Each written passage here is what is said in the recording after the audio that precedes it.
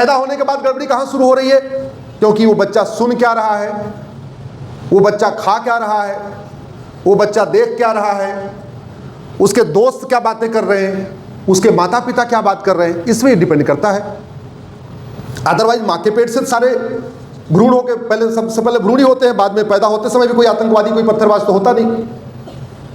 जब हमें पता है कि सबसे ज़्यादा असर होता है बच्चे की शिक्षा का, वो एजुकेशन क्या ले रहा है, वो किताब क्या पढ़ रहा है, वो क्या क्या देख रहा है, क्या सुन रहा है, तो सबसे पहले हमें उन्हीं किताबों पे सर्वे कर लेना चाहिए। मेरी एक PIL चल रही है कि सबसे पहले भारत में जितनी भी मजहबी किताबें हैं, जितनी भी रिलीजियस किताबें हैं, इनको रिव्यू कराइए। शुरुआत वेद पुराण से करिए, एक बाकायदा एक्सपर्ट की कमेटी बनाइए, उनको वेद भी दे दीजिए पढ़ने के लिए, उनको पुराण भी दे दीजिए, उनको उपनिषद भी दे दीजिए, उनको गीता भी दे दीजिए, उनको रामायण भी दे दीजिए, उनको बाइबल भी दीजिए, उनको कुरान भी दीजिए, उनको हदीस भी दीजिए, और सारी किताबें वो पढ़ के बताएं कि किन किन किताबों में मानवता के खिलाफ चीजें लिखी हुई है, किन किन किताबों में गड़बड़ी लिखी हुई है, किन किन किताबों में नफरत लिखी हुई है। जिन किताबों में नफरत लिखी हुई है वो पूरी किताब मत बैन करिए, उतना पोर्शन निकाल के उसको रिप्रिंट करा दीजिए। कहीं कोई दिक्कत है क्या भैया? दूसरा, हम सुबह से लेकर शाम तक हेट स्पीच सुनते रहते हैं। आपको जान के आश्चर्य होगा, भारत के किसी कानून में हेट स्पीच डिफाइन ही नहीं है। तो मैंने दूसरी PIL फाइल किया कि सबसे पहले हेट स्पीच को डिफाइन करिए, और जिन किताबों में नफरत सिखाने वाली चीजें हैं उनको हेट स्पीच डिक्लेयर करिए, और जो लोग नफरत सिखा रहे हैं उनको हेट स्पीच के अंतर्गत उनको जेल में डालिए। तीसरा काम करिए, एक मैंने तीसरी PIL फाइल किया, सबसे पहले धर्म और रिलीजन को डिफाइन करिए। इस हॉल में जितने लोग बैठे होंगे, मुझे नहीं पता कि आप में से कितने लोगों ने धर्म और रिलीजन को पढ़ा कि धर्म क्या है और रिलीजन क्या है।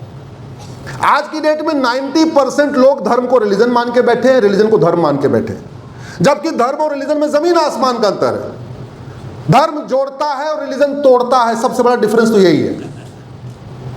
धर्म जोड़ता है और मजहब, जोर से बोलिए, धर्म जोड़ता है और मजहब, और हम धर्म को रिलीजन, रिलीजन को धर्म कह रहे हैं।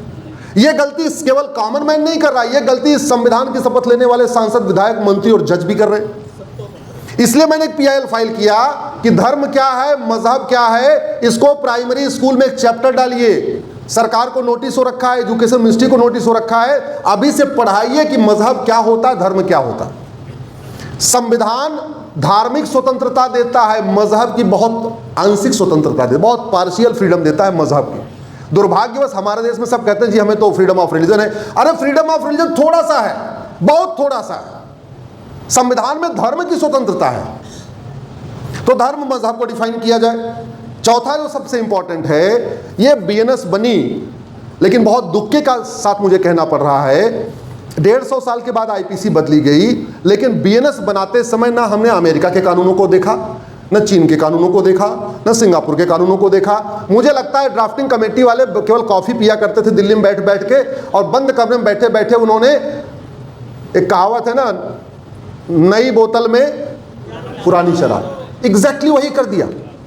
जो यहाँ एडवोकेट बैठे होंगे उनको पता है ये नई बोतल में पुरानी शराब है। लफ्ज़ जिहाद हमारे लिए इतना बड़ा खतरा है, उसके लिए इस BNS में कोई चैप्टर नहीं। लैंड जिहाद इतना बड़ा खतरा है, इस BNS में कोई चैप्टर नहीं। हर साल 40 लाख हिंदुओं का धर्मांतरण हो रहा है, अफेंस रिलेटिंग टू कन्वर्जन नाम का इसमें कोई चैप्टर नहीं। 5 करोड़ घुसपैठी आके बैठे हुए हैं, यहाँ जनसंख्या विस्फोट कर रहे हैं, डेमोग्राफी बदल रही है, घुसपैठ के लिए इसमें कोई चैप्टर नहीं, धर्मांतरण के लिए कोई चैप्टर नहीं, जनसंख्या विस्फोट के लिए कोई चैप्टर नहीं, नशे के कारण हमारी यंग जनरेशन बर्बाद हो रही है, ड्रग स्मगलिंग के ऊपर इसमें कोई चैप्टर नहीं, ह्यूमन ट्रैफिकिंग के ऊपर इसमें कोई चैप्टर नहीं, 5000 हमारी बहन बेटियां साल में गायब हो रही हैं, ह्यूमन ट्रैफिकिंग के ऊपर इसमें कोई चैप्टर नहीं। ऐसे लगता है इसको कमरे में बंद बैठे बैठे वहीं पे पिज्जा बर्गर खा खा के, कॉफी पी पी के इसको बना दिया। ये गद्दारी हुई है देश के साथ, ये नौकरशाहों ने किया है, ये ड्राफ्टिंग कमेटी वालों की गद्दारी है, मैं सरकार की नहीं कहूंगा। क्यों? क्योंकि सरकार के मंत्री नहीं समझते लीगल इशू क्या है, लीगल पॉइंट क्या है। और ये जो लीगल जो ड्राफ्ट करने वाले हैं, अपना घर बनाना होता है नौकरशाहों को तो 10 आर्किटेक्ट से बात करेंगे, अपना घर बनाना होगा तो 10 लोगों का घर जाके देख के आएंगे। अहमदाबाद में घर बनाना है तो केवल अहमदाबाद के 10 घर नहीं देखेंगे, बड़ौदा तक चले जाएंगे, राजकोट तक चले जाएंगे, देख के आएंगे किसका कितना बढ़िया घर बना हुआ है। और एक घर की नकल भी नहीं करेंगे, किसी घर की जो है ड्राइंग रूम की नकल करेंगे, किसी के बेडरूम की नकल करेंगे, किसी के किचन की नकल करेंगे, किसी का बरामदा की नकल करेंगे, किसी का फ्रंट एलिवेशन की नकल करेंगे। कोशिश क्या होगी, मेरा घर सबसे बढ़िया घर होना चाहिए। लेकिन जब देश के लिए कानून बनाना होगा तब 10 देशों का कानून नहीं पढ़ेंगे। ये गद्दारी हुई है देश के साथ, ये देश के साथ धोखा हुआ है। भारत की कोई समस्या लाइलाज नहीं है, भारत की कोई समस्या वर्ल्ड वाइड नहीं है, भारत की कोई समस्या विश्वव्यापी नहीं है। अब आप ये मत कहना कि नहीं चीन बहुत बड़ा है, वो भारत बहुत बड़ा है इसलिए चीन और भारत की तुलना मत करना। अरे भैया, चीन का क्षेत्रफल हमसे 3 गुना ज्यादा है। आप ये मत कहना चीन की तुलना भारत से मत करिए, भारत की जनसंख्या बहुत ज्यादा है। तो अभी तक चीन ही नंबर 1 था पॉपुलेशन में, अब हमने उसको जाके पछाड़ा है। इसलिए आप हम कोई छोटे मोटे देश से तुलना नहीं कर रहे, हम चीन से तुलना कर रहे हैं। और आप ये मत कहना कि जी चीन में तो लोकतंत्र नहीं है। अरे यहां भी लोकतंत्र खत्म कर दो, 2 साल के लिए लगा दो इमरजेंसी, किसने रोका हुआ है? खत्म करो 2 साल के लिए इमरजेंसी, लगाओ आर्टिकल 352। जब देश का पूरा ढंग से ऑपरेशन करना है, पूरे देश में बढ़िया जुताई गुड़ाई करनी है, निराई करनी है, खरपतवार की सफाई करनी है, तो लगाओ पूरे देश में इमरजेंसी एक बार। वो करना होगा कि नहीं करना होगा? बस एक बात याद रखना, अगर आपको समाज देश को बचाना है तो सिस्टम बदलना होगा। आज के नेता, अभिनेता, लेखक, बुद्धिजीवी, पत्रकार, कलमकार 25 साल के बाद आपके बच्चों को बचाने नहीं आएंगे। आज के नेता, अभिनेता, लेखक, बुद्धिजीवी, पत्रकार आरडीएक्स से किसी को बचा पाए क्या जो बम विस्फोट हुआ? कल को आपकी फ्लाइट गिरेगी धड़ाम से और लोग मरेंगे, आपके परिवार, कोई नेता अभिनेता बचाने नहीं आएगा। कल ट्रेन का एक्सीडेंट होगा, आपके परिवार के लोग मारे जाएं, कोई नेता, अभिनेता, लेखक, बुद्धिजीवी, पत्रकार, कलमकार बचाने नहीं आएगा। बचाएगा सिस्टम। इस देश में पहली आवश्यकता यह है कि समान शिक्षा लागू किया जाए, यूनिफॉर्म एजुकेशन सिस्टम लागू किया जाए। मुगल हैं कि चले गए? जोर से बोलिए जरा। अरे जब मुगल चले गए तो उनका मदरसा क्यों चल रहा है? जब अंग्रेज चले गए तो उनका मॉन्टेसरी स्कूल, उनका मिशनरी स्कूल क्यों चल रहा है? और अगर अभी भी मदरसा चलेगा, अभी भी मॉन्टेसरी चलेगा, अभी भी मिशनरी स्कूल चलेगा, तो भारत की गुरुकुल वैदिक शिक्षा व्यवस्था कब लागू होगी? 16 संस्कार लोग भूल चुके हैं। बच्चे ऐसे पैदा हो रहे हैं, ना माता पिता की मानते हैं, ना पत्नी किसी की मानते ही नहीं। क्यों? गर्भाधान संस्कार भूल गए, नामकरण संस्कार भूल गए, नशेड़ी पैदा हो रहे हैं। क्यों? गर्भाधान संस्कार भूल गए।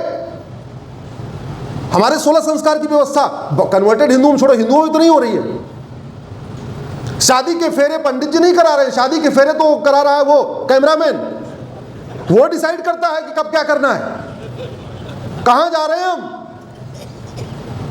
7 वचन न पति को पता, न पत्नी को पता। 7 फेरे चलते रहते हैं, उसका ध्यान कैमरे पर रहता है। कैमरा इधर मुस्कुराओ, इधर ये करो, इधर ये करो। 7 वचन जो हर पति पत्नी को हर सप्ताह एक बार याद करना चाहिए। कोई याद कर रहा है क्या? लोग अपने शादी के 7 वचन साप्ताहिक रूप से एक बार अगर याद करना शुरू कर दें, आधी अशांति खत्म हो जाएगी, पति पत्नी के रिश्ते अपने आप ठीक हो जाएंगे। याद कर रहा है कोई क्या? तलाक की घटनाएं बढ़ रही हैं, आत्महत्या की घटनाएं बढ़ रही हैं, फर्जी दहेज के केस बढ़ रहे हैं, फर्जी SC/ST के केस बढ़ रहे हैं। कौन ठीक करेगा? Education system. हमें पता ही नहीं कि हमारी शिक्षा व्यवस्था कितनी अच्छी है, हमारी शिक्षा व्यवस्था कितनी वैज्ञानिक है। मकवाना साहब बता रहे थे, हमारी शिक्षा व्यवस्था बच्चों को आध्यात्मिक रूप से मजबूत करती है, सामाजिक रूप से मजबूत करती है, शारीरिक रूप से मजबूत करती है, नैतिक रूप से मजबूत करती है, संस्कारिक रूप से मजबूत करती है, हर तरीके से मजबूत करती है। दुनिया में 3 तरीके का एजुकेशन सिस्टम है। एक खाड़ी देशों वाला है जो पेशाब करना, लैट्रिन करना, बाथरूम करना, ये करना, वो करना सिखाता है। वो जन्नत के चक्कर में सबको बर्बाद किया जा रहा है। दूसरा है मॉन्टेसरी और मिशनरी स्कूल एजुकेशन सिस्टम। वो केवल और केवल उपभोक्तावाद बढ़ाता है, कंज्यूमरिज्म बढ़ाता है। वो व्यक्ति को व्यक्ति नहीं रहने देता, उसको एकदम उपभोक्ता बना देता है। भैया 10-20 कपड़े खरीदो, 10-20 ये करो, ये करो, पूरी जिंदगी वो मरा जाएगा, अब ये खरीद लूँ, वो खरीद लूँ, एक दिन चला जाएगा। हमारी गुरुकुल वैदिक शिक्षा व्यवस्था थी जो इंसान को इंसान बना रही थी, उसको अच्छा बेटा बना रही थी, अच्छा पति बना रही थी, अच्छी बेटी बना रही थी, अच्छा बहू बना रही थी, अच्छा भाई बना रही थी, अच्छे संस्कार दे रही थी, यम नियम सिखा रही थी, आसन प्राणायाम सिखा रही थी, धारणा ध्यान समाधि सिखा रही थी, अष्टांग योग सिखा रही थी, ब्रह्मचर्य सिखा रही थी, अपने कर्तव्य का पालन सिखा रही थी, नैतिकता सिखा रही थी, सदाचार सिखा रही थी। वो शिक्षा व्यवस्था चल रही है क्या? हम अपने महापुरुषों को नहीं जानते, हम अपनी वीरांगनाओं को नहीं जानते, हम अपने आदर्शों को नहीं जानते, हम अपने संस्कारों को नहीं जानते, सब कुछ तो भूल गए। इसको लागू करना केवल समाज का काम है क्या? जोर से बोलिए जरा। नहीं, ये लागू करना सरकार का काम है। ये लागू करना सरकार का काम है। सरकार का काम केवल सड़क बना के, एयरपोर्ट बना के, हॉस्पिटल बना के ये विकास करना नहीं है। और एक बात और ध्यान रखिएगा, सरकार के बाकी मंत्रालय देश का भौतिक विकास करते हैं। मिनिस्ट्री ऑफ क्या बोलते हैं, इंडस्ट्री क्या करता है? जोर से बोलिए। भौतिक विकास। जोर से बोलिए। मिनिस्ट्री ऑफ इंडस्ट्री क्या करता है? Ministry of finance, ministry of जो है अपना ये क्या बोलते हैं, ये रोड ट्रांसपोर्ट, सारे के सारे मंत्रालय देश का भौतिक विकास करते हैं। देश का आध्यात्मिक, देश का चारित्रिक, देश का मानसिक, देश का स्पिरिचुअल, देश का नैतिक विकास कौन करता है? कानून मंत्रालय और शिक्षा मंत्रालय। इसके पहले वालों ने ऐसे कानून मंत्री बनाए, ऐसे शिक्षा मंत्री बनाए कि देश को उन्होंने डुबो दिया। आज वाले कानून मंत्री, शिक्षा मंत्री को समझ में नहीं आ रहा कि करना क्या है। कड़वी सच्चाई सुनना है कि नहीं? एडमिट करेंगे कि नहीं करेंगे? हाँ भाई, अगर मेरे घर का ताला बार बार टूट रहा है और मकवाना साहब का घर का ताला नहीं टूट रहा है, जोशी जी के घर का ताला टूट नहीं रहा है, विट्ठल भाई का घर ताला नहीं टूट रहा है, आचार्य, तो मैं क्या करूंगा? पहले क्या करूंगा? इधर जाऊंगा, भाई साहब आपका ताला टूटा क्या? बोले नहीं, आपका ताला टूटा नहीं, आपका नहीं। तो पहले पूछूंगा, ये बताओ आपका ताला कौन सी कंपनी का है? पहले मैं चोर के पीछे पड़ूंगा, पहले अड़ोस पड़ोस पूछूंगा कि तुम्हारा ताला क्यों नहीं टूट रहा, क्या है क्या? और एक बात और, कभी हमने सोचा ही नहीं कि छड़ी कितनी लाभदायक होती है। मैं गांव का रहने वाला हूं। गांव में किसी का बाउंड्री वॉल नहीं होती है ना, सबके खुले खुले घर होते, सबका जो फ्रंट है वो मिला हुआ था, मिक्स होता है। मैंने देखा कि जो कुत्ते होते हैं, कुत्तों का झुंड होता है ना, वो सबके घर नहीं जाते, उनके सिलेक्टेड घर है। जहां रोटी मिलती है वहां कुत्ते का झुंड जाता है, और जहां सोटी मिलती है वहां पे घुसपैठिए भारत क्यों आते हैं? रोटी मिलती है। घुसपैठिए चीन क्यों नहीं जाते? सोटी मिलती है। बड़ी सीधी सी बात है। और हमने रोटी दे दे के 5 करोड़ बुला लिया, और उसने सोटी मार मार के 5 भी नहीं रखा। जो वहां है उनको भी बकरा बना रखा है। अरे देश को अगर सुरक्षित करना है तो हमें सीखना पड़ेगा ना, हमारे पड़ोस वाले क्या कर रहा है, सिंगापुर वाला क्या कर रहा है। हमारी यंग जनरेशन नशे में डूब रही है। ऐसा कोई घर नहीं है जहां, ऐसा कोई कॉलेज नहीं जहां नशा नहीं बिक रहा है। और जब बच्चा नशेड़ी हो जाता है तो पॉर्न एडिक्ट हो जाता है, फुहड़ फिल्में देखता है, गंदी फिल्में देखता है। रात रात भर बैठ के पिताजी सोच रहे हैं बंद कमरे में किताब पढ़ रहा है, किताब नहीं पढ़ रहा है, वो ड्रग एडिक्ट हो चुका है। उसके बाद वो पॉर्न फिल्में देख रहा है, घटिया चीजें देख रहा है। किसका काम है ये घटिया चीजों को रोकना? किसने? अरे माता पिता क्या कर लेंगे जब फुहड़ फिल्में बनती रहेगी? मतलब देखिए, नहीं अच्छा उन्होंने बोल दिया। अब आप ये बताओ, इस पूरे घर में जितने दरवाजे हैं यहां से जहरीली हवा आ रही है, तो आयोजक का क्या काम है? भैया सब लोग अपनी नाक दबा लो या जाके दरवाजा बंद करना, क्या काम है? जोर से बोलिए जरा, जोर से बोलिए जरा। या सब लोग नाक दबाएंगे? अरे सब लोग नाक दबाएंगे, इतने लोगों को नाक दबाना पड़ेगा। इससे 4 दरवाजा बंद कर दो, घर में जहरीली हवा आए ना, बात खत्म हो गई। ऐसी कोई बीमारी नहीं जिसकी कोई दवाई नहीं, ऐसी कोई समस्या नहीं जिसका समाधान नहीं।